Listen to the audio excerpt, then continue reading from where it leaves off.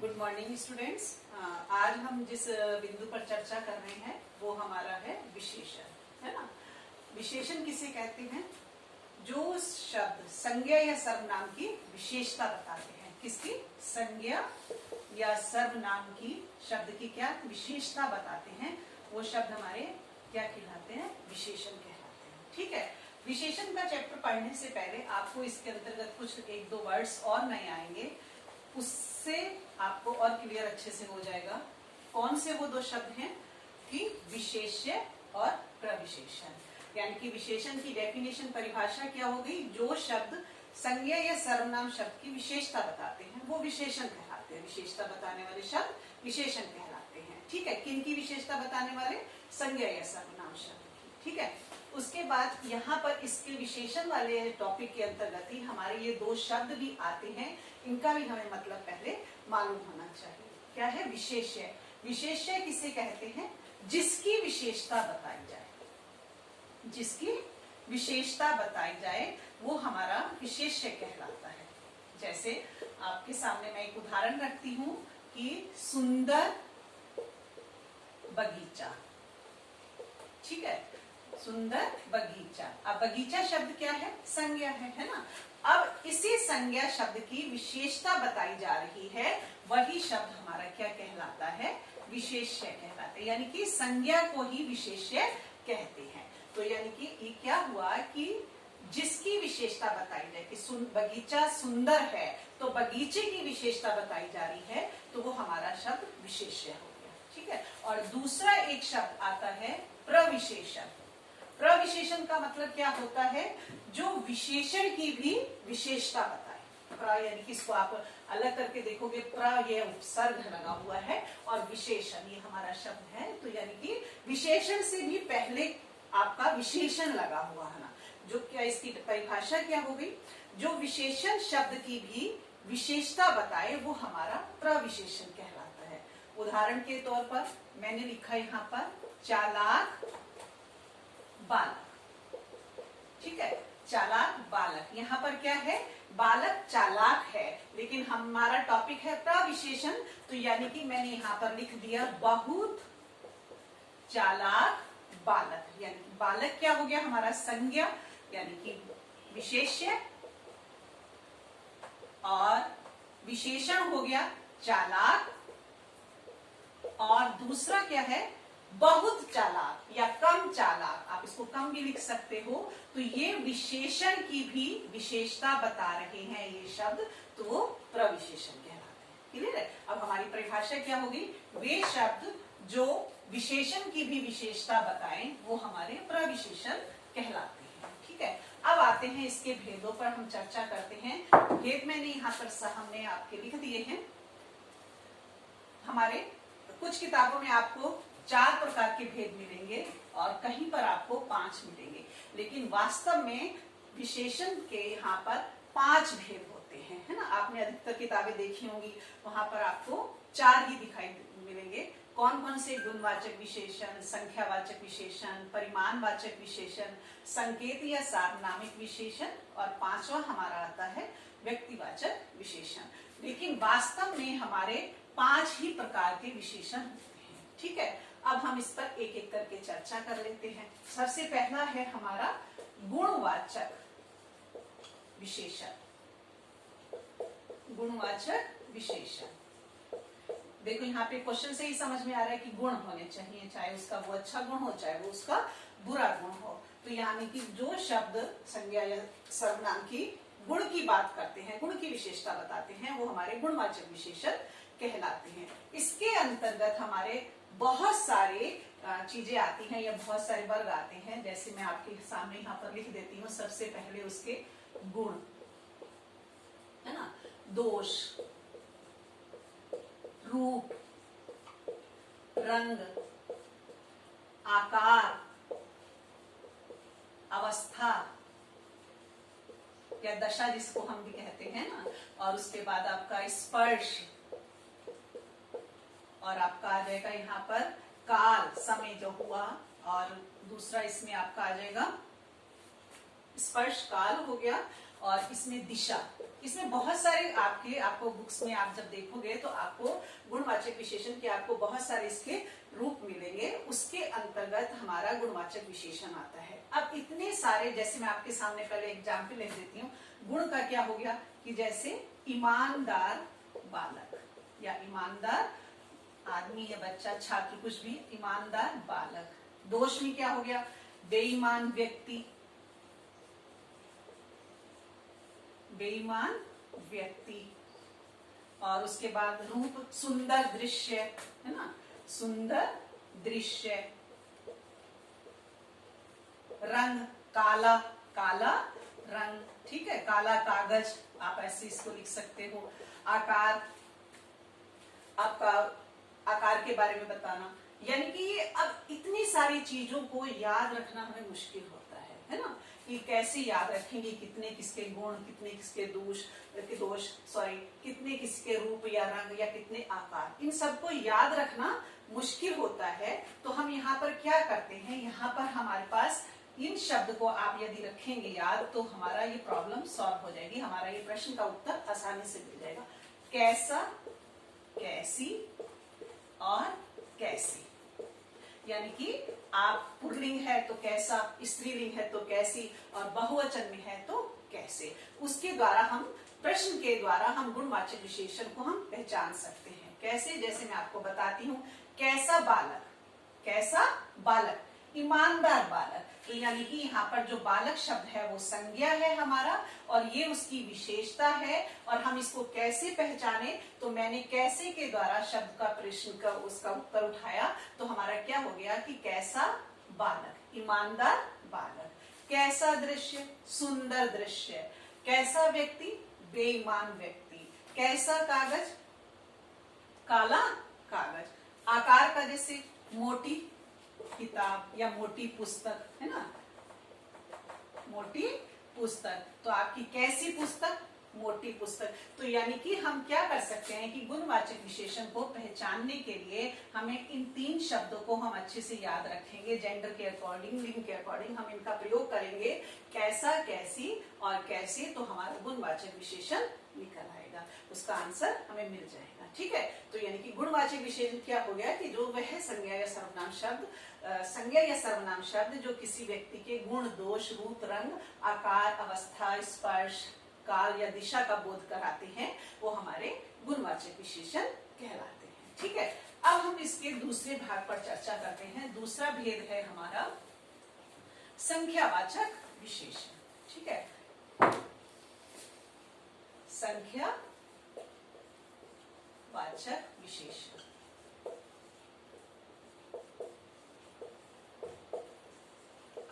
संख्यावाचक विशेषण के भी क्या है, संख्या का मतलब क्या है कि गिनती या गणना, ठीक है, गणना की जा सके। और वाचक का मतलब क्या होता है, वाचक का मतलब होता है बताने वाला, बताने वाला।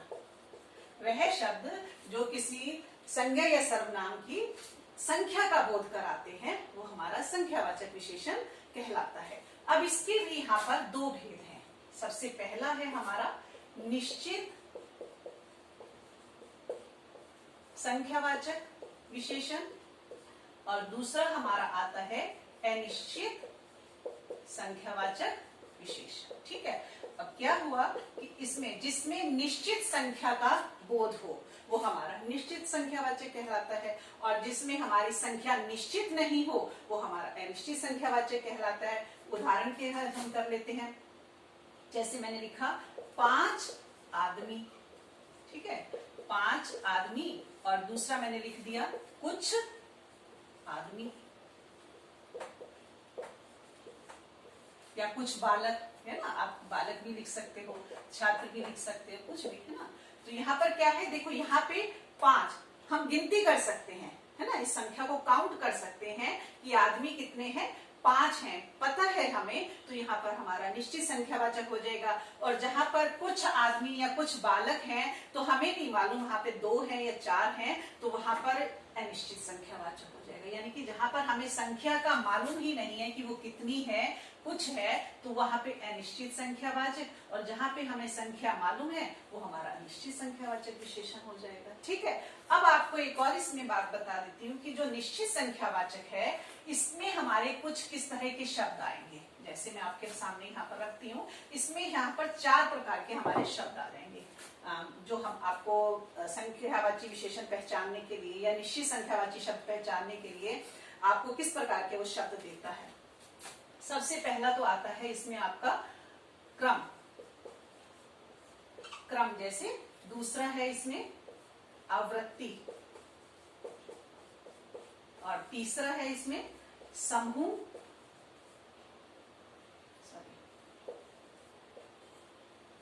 समूह या समुदाय,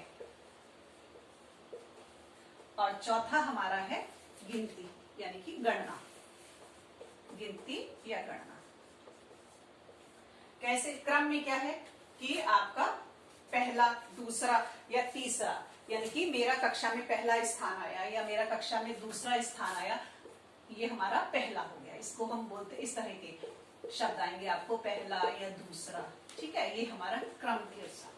आवृत्ति का क्या होता है कि इसमें हमारा पता चलता है कि 2 गुना, 3 गुना या 4 गुना, है ना, इस तरह के आपको शब्द मिलेंगे। 2 गुना, 3 गुना या 4 गुना, इस तरह के आपको शब्द मिलेंगे। समूह और समुदाय क्या हो गया? समूह और समुदाय आपका ये हो गया कि मान लीजिए एक कक्षा में, कक्षा के बाहर कुछ बच्चे खड़े हैं, 2 हैं या 3 हैं, मैंने उन सब से कहा कि दोनों बच्चे कक्षा में जाएं, यानी कि मैंने एक को नहीं कहा, उस ग्रुप को कहा। उस ग्रुप में 2 बच्चे हैं या 3 बच्चे हैं, तो वो हमारा आ जाता है समूह और समुदाय में। और गिनती क्या है? गिनती आपकी 1 से लेकर जितनी मर्जी आप काउंट कर लीजिए, 1 2 3 4 5, है ना, 1।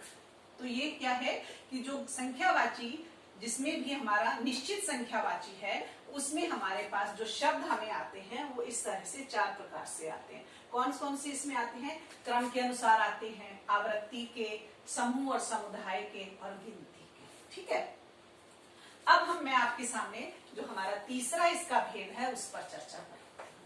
तीसरा हमारा क्या है?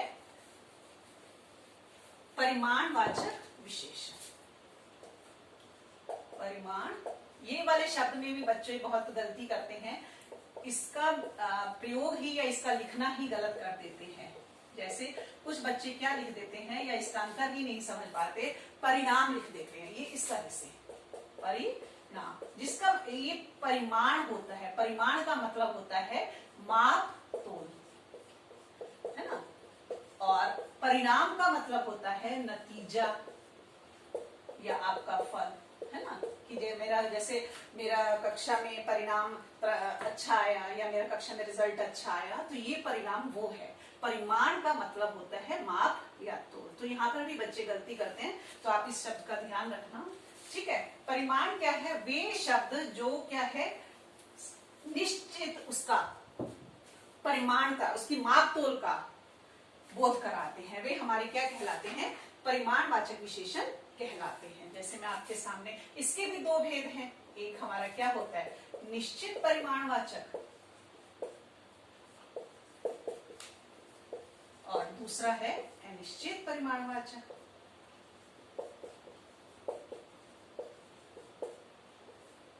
ठीक है, यहाँ पर क्या होता है? परिमाणवाचक में आपके यहाँ पर मात्रा या इकाई दी हुई होती है, उसको हम तोलते और नापते हैं, वो हमारे परिमाणवाचक के अंतर्गत आते हैं। जैसे कि मैं आपको बता दूं, यदि हमने यहाँ पर उसको मापना है तो लीटर, मीटर, किलोमीटर, है ना, इस तरह के शब्द आपको मिलेंगे। और यदि तोलना है तो हमारे को किलोग्राम, ग्राम, इस तरह के हमारे पास शब्द आएंगे। ठीक है, तो ये हमारा क्या है? माप और तोल के बारे में बताते हैं कि परिमाणवाचक विशेषण क्या कहलाता है। परिमाणवाचक विशेषण हमारे वो कहलाते हैं जो हमारे माप या तोल का निश्चित बोध कराते हैं, वो हमारे परिमाणवाचक विशेषण कहलाते हैं। जैसे मैं आप इसमें अब क्या है? निश्चित परिमाणवाचक, जिसमें हमारी मात्रा का या इकाई का हमें निश्चित बोध हो। वो हमारा निश्चित परिमाणवाचक में आ जाएगा, और जिसमें हमें अभी मात्रा या इकाई का बोध नहीं हो वो हमारा निश्चित परिमाणवाचक में आ जाएगा। ठीक है, अब जैसे मैं उदाहरण बता देती हूँ कि जैसे क्या है कि मुझे 2 लीटर दूध चाहिए, है ना, दूध चाहिए। अब यहाँ पर क्या है, संख्या निश्चित है ना, लीटर नाप के कि मुझे 2 लीटर दूध चाहिए, तो निश्चित है, तो यानी कि यहाँ पर हमारा निश्चित परिमाणवाचक हो जाएगा। और यदि मैं कहूँ कि थोड़ा दूध चाहिए, थोड़ा दूध चाहिए, तो मुझे मालूम नहीं है कि थोड़े में मेरा कितना आएगा, यानी कि 1 गिलास आएगा, 1 कटोरी आएगा, या कितना आएगा, ये निश्चित नहीं है, तो ये हमारा अनिश्चित परिमाणवाचक हो जाएगा। यानी कि हमारी यहाँ पर डेफिनेशन क्या हो गई, जिन शब्दों से किसी वस्तु की मात्रा का निश्चित बोध हो वो हमारे निश्चित परिमाणवाचक, और जिससे अनिश्चितता का बोध हो वो हमारे अनिश्चित परिमाणवाचक कहलाएंगे। ठीक है, अब हमारा जो चौथा आता है संकेत, संकेतवाचक विशेषण। इसको संकेतवाचक भी कहते हैं, मैं यहाँ पर दूसरा शब्द लिखती हूँ, सार्वनामिक विशेषण, यानी कि हम इसको संकेतवाचक विशेषण भी कहते हैं और सार्वनामिक विशेषण भी कहते हैं। संकेत का मतलब क्या होता है, इशारा करके बताना, और सार्वनामिक क्यों, क्योंकि सर्वनाम शब्दों से ही बना हुआ होता है, तो सार्वनामिक शब्द से वो हमारा सार्वनामिक विशेषण हो जाता है। जैसे आपको याद होगा कि पिछली कक्षा में जब हमने पढ़ा था, मैंने निश्चयवाचक हमारा आया था, निश्चयवाचक सर्वनाम, उसके अंतर्गत मैंने आपको 5 शब्द बताए थे, यह है, वह है, ये, वे, वो, ये 5 शब्द हमारे निश्चयवाचक सर्वनाम में भी आते हैं, और इन्हीं 5 शब्दों का प्रयोग हम सार्वनामिक विशेषण में भी करते हैं। जैसे मैं आपके सामने बताती हूँ कि यह पेन मेरा है ना, तो यानी कि ये मैं आपको संकेत करके बता रही हूँ कि यह पेन मेरा है, या यह घर मेरा है ना, तो ये हमारा संकेतवाचक या सार्वनामिक विशेषण हो जाएगा। जैसे मैं आपके सामने एक उदाहरण लिखती हूँ, यह पुस्तक मेरी है ना, तो यहाँ पर क्या है, जो यह शब्द है, यह शब्द हम निश्चयवाचक सर्वनाम में भी पढ़ते हैं और यहाँ पर भी हम पढ़ रहे हैं, तो इसमें और उसमें अंतर क्या है, इसमें ये डिफरेंस है, अंतर है कि जो सर्वनाम शब्द संज्ञा के पहले लगते हैं वो हमारे सार्वनामिक विशेषण कहलाते हैं। ठीक है, यानी कि पुस्तक शब्द क्या है, पुस्तक शब्द हमारा संज्ञा है, तो यह हमारा क्या है, सर्वनाम है ना, तो ये सर्वनाम के बाद जस्ट संज्ञा होती है, वो हमारे कौन से विशेषण कहलाते हैं, सार्वनामिक विशेषण कहलाते हैं। यह, एक और एग्जाम्पल लिखती हूँ, यह घर मेरा है ना, मेरा है, तो घर क्या है, यहाँ पर संज्ञा है, घर क्या है, यहाँ पर संज्ञा है, और यह भी आपका सर्वनाम है, लेकिन संज्ञा से पहले प्रयोग हुआ तो ये संकेत या सार्वनामिक विशेषण हो गया। ठीक है, उसके बाद जो हमारा आखिरी इसका भेद बचता है, 5वां व्यक्तिवाचक विशेषण। ठीक है, व्यक्तिवाचक विशेषण, इसमें क्या है, कुछ संज्ञा शब्द जो हमारे क्या है, जिनका हम विशेषण बना लेते हैं। कैसे विशेषण बना लेते हैं, प्रत्यय का प्रयोग करके, यानी कि कुछ संज्ञा शब्द होते हैं उनका हम विशेषण बनाते हैं। कैसे विशेषण बनाते हैं, प्रत्यय लगाकर। ठीक है, प्रत्यय लगाकर उनका हम क्या करते हैं, विशेषण बना लेते हैं, वो हमारे व्यक्तिवाचक विशेषण के अंतर्गत आते हैं। आपको याद होगा हमारी जो संज्ञा की हमने परिभाषा पढ़ी थी, उसके भेदों में पढ़ा था हमने, व्यक्ति है ना, वस्तु, स्थान और भाव। ठीक है, ये हमने पढ़ा था ना, तो यहां से मैं आपको बताती हूँ कि वे संज्ञा शब्द जिनको उनको विशेषण बनाने के लिए हम प्रत्यय का प्रयोग करते हैं, और वो हमारे कहलाते हैं व्यक्तिवाचक विशेषण, व्यक्तिवाचक विशेषण। और इसके अंतर्गत हमारे ज्यादातर जो शब्द आते हैं स्थान और भाव से बने हुए शब्द आते हैं। मैं आपके सामने एक उदाहरण लिखती हूँ, जैसे मैंने लिखा जयपुर, या मैंने लिखा राजस्थान। ठीक है, और उसके बाद मैंने लिख दिया यहाँ पर भारत, अब ये क्या है, ये हमारे संज्ञा शब्द हैं, ये सब क्या है, व्यक्तिवाचक संज्ञा ही तो है। अब इसके साथ में प्रत्यय लगा देती हूँ, जयपुरी, राजस्थानी, भारतीय, तो ये क्या हो गया, प्रत्यय लगाने से ये हमारा व्यक्तिवाचक विशेषण बन गया। ठीक है, और इसी को आपने देखा होगा कि इसमें जैसे आपने बीकानेर, तो इसका क्या बन गया, बीकानेरी। आप भुजिया, भुजिया खाते हैं ना, यस। तो यहाँ पर क्या है कि वे संज्ञा शब्द जिनके पीछे हम प्रत्यय लगाकर व्यक्तिवाचक विशेषण बना लेते हैं, और उसमें ज्यादातर हमारे कौन से बने शब्द आते हैं, स्थान और भाव से। भाव से भी मैं आपको एक और उदाहरण दे देती हूँ।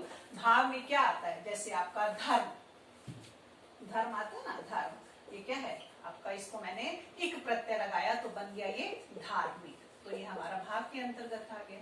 ठीक है, तो ये हमारा व्यक्तिवाचक विशेषण कहलाता है। अब इसके बाद हमारा बचता है विशेषण की अवस्थाएं। हमारा ये लास्ट है, फिर इसके बाद हमारा ये चैप्टर फिनिश हो जाएगा। क्या है, विशेषण की अवस्थाएं। विशेषण की अवस्थाएं कितनी होती हैं, 3 होती हैं। कौन कौन सी 3 होती हैं, मूल अवस्था, दूसरा है हमारी उत्तरावस्था, और तीसरा है हमारी उत्तम अवस्था। ठीक है, अब इसमें क्या है, मूल अवस्था में क्या है, किसी व्यक्ति वस्तु यानी कि इसमें किसी तरह का कोई बदलाव नहीं होता है। ठीक है, वो जैसे मैंने आपके सामने एक शब्द लिखा, सुंदर, और इसी मूल शब्द से ही क्या है, यदि किसी व्यक्ति और वस्तु या स्थान की क्या की जाती है, तुलना करके उसको कम या ज्यादा बताया जाता है, तो वो हमारा उत्तर अवस्था बताया। ठीक है, और उत्तम अवस्था कौन सी होती है, उत्तम अवस्था वह है कि किसी व्यक्ति, वस्तु या स्थान दोनों को, किसी उन दोनों में से किसी एक को अच्छा या बुरा, या अच्छा या कम, या बहुत या कम बताया जाता है, वो हमारी उत्तम अवस्था कहलाती है। और इनको बनाने का क्या है कि सुंदर हमारा मूल शब्द है, तो जब मैं उत्तर अवस्था बनाऊंगी तो ये हमारा बन जाएगा सुंदरतर। ठीक है, और उसके बाद यदि मैं उत्तम अवस्था बनाऊंगी तो यहाँ पर सुंदरतम, यानी कि उत्तर अवस्था और उत्तम अवस्था में बनाने के लिए हमें क्या करना होगा, तर और तम प्रत्यय का हम प्रयोग करके उत्तर अवस्था और उत्तम अवस्था बना सकते हैं। ठीक है, बस आज का हमारा बिंदु यहीं पर समाप्त हुआ। अगली कक्षा में नए बिंदु के साथ।